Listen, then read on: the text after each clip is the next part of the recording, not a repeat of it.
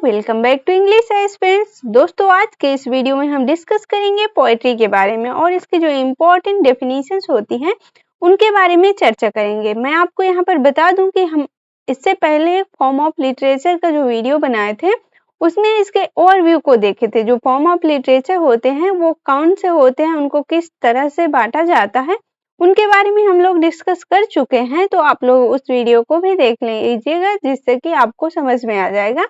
तो ये अब हम जो फॉर्म्स ऑफ लिटरेचर का एक पार्ट होता है पोएट्री, तो उसके बारे में आज जो उसके इम्पोर्टेंट डेफिनेशंस होती हैं उनको डिस्कस करने वाले हैं। तो चलिए शुरू करते हैं और बात करेंगे इनके इम्पोर्टेंट डेफिनेशन को और समझने की कोशिश करेंगे।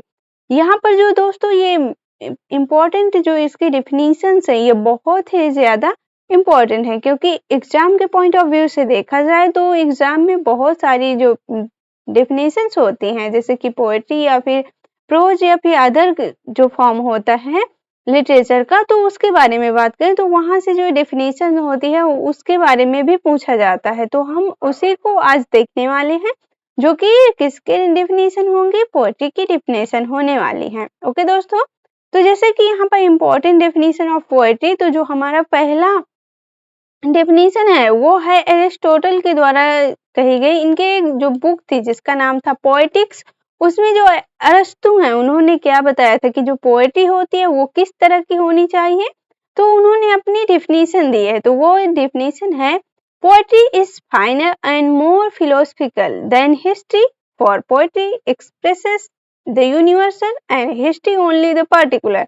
तो यहाँ पर जो अरस्तु हैं उनके कहने का मतलब है कि पोएट्री जो होनी चाहिए वो फाइनल होनी चाहिए और वो क्या होनी चाहिए, मोर फिलोसफिकल होनी चाहिए। किससे, देन हिस्ट्री, जो इतिहास होता है उससे कहीं ज्यादा वो फाइनल होनी चाहिए और फिलोसफिकल होनी चाहिए। और जो पोएट्री होती है वो क्या एक्सप्रेस करती है, वो यूनिवर्सल को एक्सप्रेस करती है। लेकिन जो हिस्ट्री होती है वो किसी एक पर्टिकुलर सब्जेक्ट को लेकर होता है, जैसे कि पर्टिकुलर टॉपिक कोई हो गया हिस्ट्री में, जैसे कि आप बाबर को ले लीजिए। तो यहाँ पर जो हम जब डिस्कस करेंगे तो बाबर के बारे में, उनके जो उनकी एज होती है उसके बारे में डिस्कस करेंगे, उनका जो शासन काल होता है वो किस तरह का होता है। तो मतलब कहने का ये है कि जब हम कभी हिस्ट्री को डिस्कस करेंगे तो उसमें किसी पर्टिकुलर पार्ट को डिस्कस करेंगे, लेकिन जो पोएट्री होती है वो यूनिवर्सल, मतलब कि संपूर्ण जो पार्ट होता है उसको लेकर चलते हैं, उसको डिस्कस करते हैं। तो आप लोगों को यहाँ पर थोड़ा ये ध्यान देना चाहिए कि जो इसके इम्पोर्टेंट कीवर्ड होते हैं हमें उनको पकड़ कर रखना है, हमें उन कीवर्ड्स को याद करके रखना है, जिससे कि जब एग्जाम में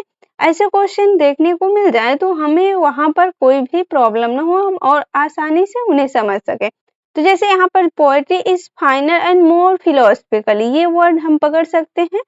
देन हिस्ट्री, फिर यहाँ पर पोएट्री एक्सप्रेसेस द यूनिवर्सल, इस वर्ड को भी हम ध्यान में रख सकते हैं। जब इससे हमें पता चलेगा कि जो अरस्तु ने जो पोएट्री की डेफिनेशन दी थी उसमें पोएट्री कैसी होनी चाहिए, फाइनल होनी चाहिए और वो मोर फिलोसफिकल होनी चाहिए। किससे, हिस्ट्री से। For poetry expresses the universal, जो पोएट्री होती है वो एक्सप्रेस करती है यूनिवर्सल को, और जो हिस्ट्री होती है वो किसी पर्टिकुलर पार्ट को या फिर पर्टिकुलर टाइप को लेकर होती है। तो जो ये पोएटिक्स है ये भी एक इम्पोर्टेंट क्वेश्चन बन सकता है कि जो पोएटिक्स है ये किसकी बुक है। ये तो वो अरिस्टोटल, मतलब कि अरस्तु के द्वारा लिखी गई बुक है। जो ये अरस्तु हैं ये ड्रामा में ट्रेजेडी को ज्यादा इम्पोर्टेंट देते हैं। इनकी जो बुक है उनमें ज्यादातर ट्रेजेडी ही देखने को मिलती है, लेकिन इन्होंने इस बुक में जो पोएटिक्स बुक है इसमें जो पोएट्री की डेफिनेशन होती है उसे भी बताए हैं। तो अब हम डिस्कस करेंगे अगले डेफिनेशन को। तो यहाँ पर जैसे कि जो रॉबर्ट फ्रॉस्ट हैं जो कि एक अमेरिकन राइटर हैं और इनकी जो वर्क हैं वो बहुत ही ज्यादा फेमस है, जो इन्होंने वर्क्स लिखे हैं वो बहुत ही ज्यादा फेमस है।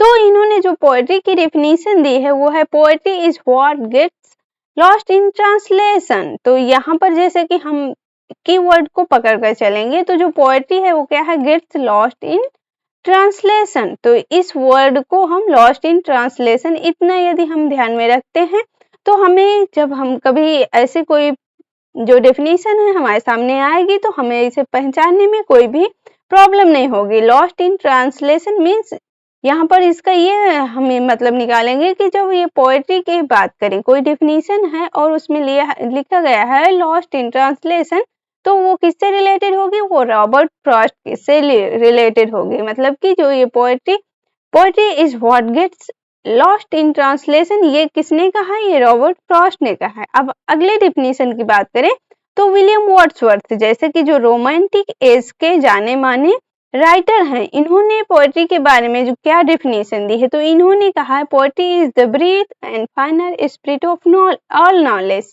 It is impassioned expression which is in the countenance of all science. तो यहाँ पर ये भी एक इम्पॉर्टेंट डेफिनेशन हो सकती है। तो अब हम आगे बात करें तो जो विलियम वर्ड्सवर्थ की सेकेंड डेफिनेशन है, यहाँ पर जो ये पहली लाइन है, poetry is the spontaneous overflow of powerful feelings, ये बहुत ही ज्यादा इम्पोर्टेंट हो जाती है एग्जाम को लेकर। यहाँ पर आप देख पाएंगे कि जो ये विलियम वर्ड्सवर्थ हैं, इन्होंने बताया कि जो पोएट्री होती है वो स्पॉन्टेनियस ओवरफ्लो होती है। किसका? पावरफुल फीलिंग, जो लोगों की फीलिंग होती है, पावरफुल फीलिंग होती है, उसका स्पॉन्टेनियस ओवरफ्लो होता है। क्या? पोएट्री मतलब बहुत ही ज्यादा एग्जैजरेट होती है, बहुत ही ज्यादा बढ़ा चढ़ा कर बताया जाता है, कल्पना से भरी हुई होती हैं, तो ये क्या होती हैं? वो पोएट्री होती है।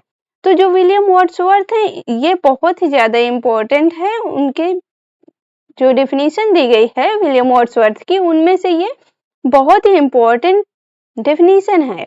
Poetry is the spontaneous overflow of powerful feeling. तो यहाँ पर जो आप कीवर्ड पकड़ेंगे वो होगा spontaneous overflow of powerful feeling. और ये जो बाकी लिखा हुआ है इसे आप पढ़ सकते हैं, लेकिन हम जब भी कभी एग्जाम में देखेंगे तो हमें इतने से ही समझ में आ जाएगा, क्योंकि जो spontaneous overflow of powerful feeling, यहाँ से हम इसे पकड़ पाएंगे। और इसके आगे बात करें तो it take its origin from emotion recollected in tranquillity. यहाँ पर इमोशन से भरा हुआ होता है, जो पोएट्री होती है वो इमोशन से भरी होती है।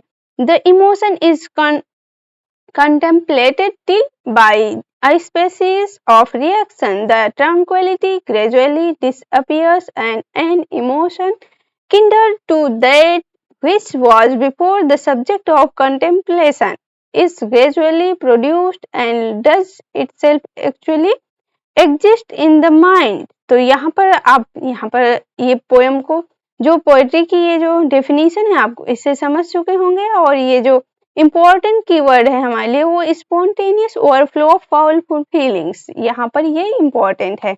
अब हम बात करें जो विलियम हैजलिट हैं, इन्होंने पोएट्री की कौन सी डेफिनेशन, किस तरह के, उनका जो टाइप है वो किस तरह का है, तो उसे देखते हैं। Poetry is all that is worth remembering in life.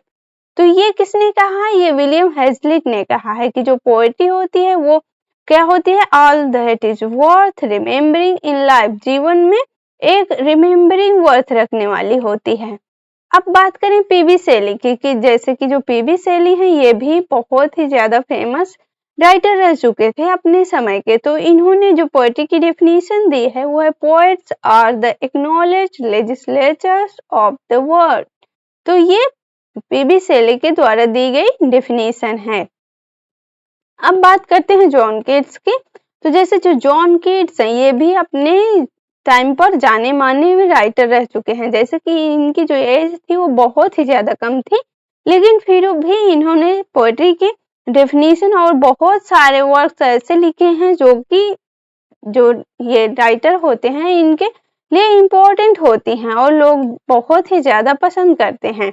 तो जो इनकी डेफिनेशन वो है poetry should surprise by a fine excess and not by singularity, it should strike the reader as a wording of his own highest thoughts and appear almost a remembrance.